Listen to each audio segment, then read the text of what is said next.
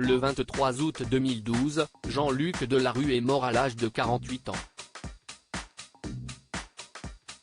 L'animateur star de la télévision française, dont la réputation avait été entachée par ses addictions, était atteint d'un cancer de l'estomac et du péritoine. 10 ans après sa mort, TF1 a dévoilé un documentaire inédit intitulé Jean-Luc Delarue, 10 ans déjà, de succès en excès. Ce dernier revient sur la vie du producteur de télévision à travers des témoignages et des images inédites. Le créateur de la société de production Réservoir Prod a fait sa dernière apparition publique en janvier 2012, à l'occasion de la Fashion Week de Paris. À l'époque, déjà très affaibli par son cancer, Jean-Luc Delarue avait assisté à l'événement avec sa compagne, Anissa Khelifi. Un moment sur lequel est revenu Marc-Olivier Fogiel dans le documentaire. Il a expliqué qu'il avait croisé son ami au défilé Dior et qu'il était complètement transformé. Il était méconnaissable et il avait vu que j'étais surpris, que je l'avais limite reconnu. Et il m'avait dit eh ouais, la vie ici est ça c'est ce qu'il souvenu. Un moment particulièrement difficile pour le directeur général de BFM. Jean-Luc Delarue avait annoncé son cancer peu avant sa mort le 2 décembre 2011, soit quelques mois avant sa mort. Jean-Luc Delarue annonce qu'il souffre d'un cancer lors d'une conférence de presse organisée au siège de France Télévisions. Le présentateur vedette des années 1990 qui avait décidé d'entamer une chimiothérapie, avait également tenu à informer Stéphanie Guérin de son état de santé. Pour celle qui était son oreillette sur le tournage de l'émission Ça se discute, l'annonce de Jean-Luc Delarue avait été un véritable choc. Elle est revenue sur le déroulé des événements dans le documentaire de TF1, il m'appelle le matin et il me dit Steph, j'ai trop mal au ventre, je crois qu'il faut que j'aille aux urgences.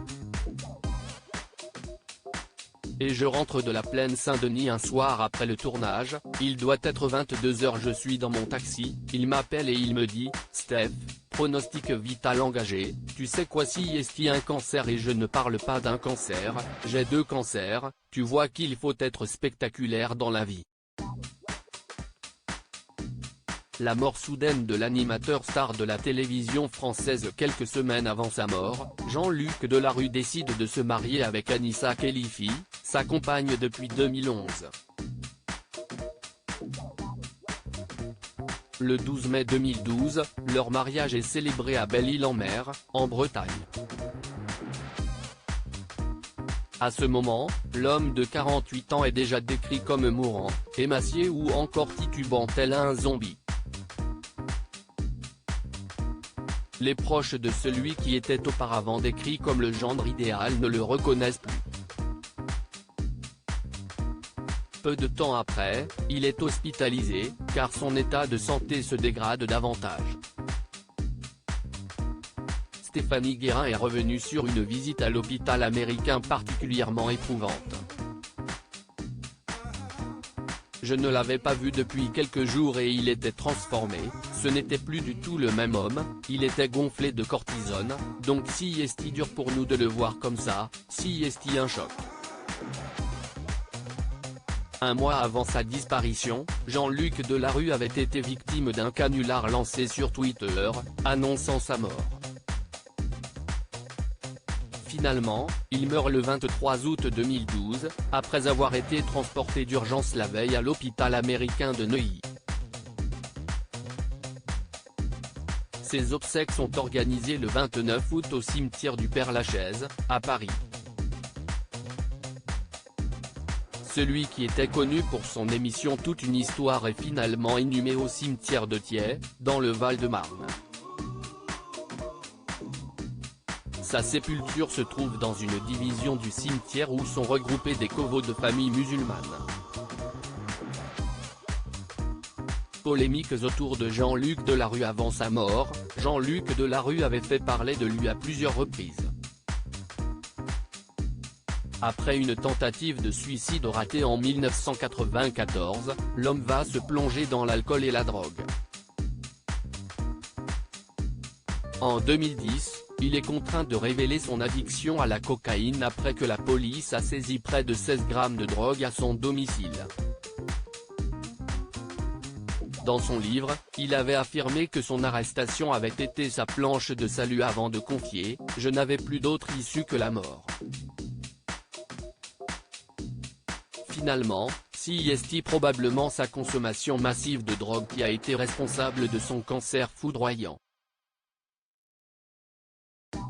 Stéphanie Guérin a d'ailleurs expliqué à ce sujet, il souffrait, puisque si la drogue avait anesthésié pas mal ses douleurs physiques, en arrêtant de se droguer, tout est remonté très vite à la surface. En plus de ses addictions, l'animateur de télévision avait fait polémique après des déclarations choquantes. En 2009, il avait dû s'excuser publiquement après avoir demandé à Yamina Benguigui « Vous voulez que je vous tienne votre globe ? Ou vos globes ?» en pleine cérémonie des globes de cristal. En février 2007, son comportement agressif et injurieux qui lui avait valu un stage de citoyenneté de 3 jours. À cette époque, il avait insulté et tenté de mordre et de gifler le personnel navigant lors d'un vol en direction de l'Afrique du Sud. Un héritage largement controversé finalement, après la mort de Jean-Luc Delarue, sa famille qui va se déchirer autour de son héritage. En effet, l'homme atteint d'un cancer avait décidé de changer son testament quelques mois avant sa mort.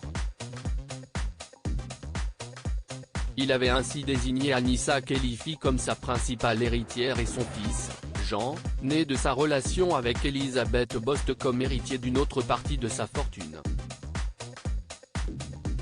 Il avait également veillé à écarter la mère de son fils de l'héritage en désignant son collaborateur Arnaud Gachy comme seul gérant de la fortune de son fils, jusqu'à sa majorité. De nombreux éléments qui avaient finalement décidé Elisabeth Bost et le père de Jean-Luc Delarue à porter plainte contre Anissa Khelifi.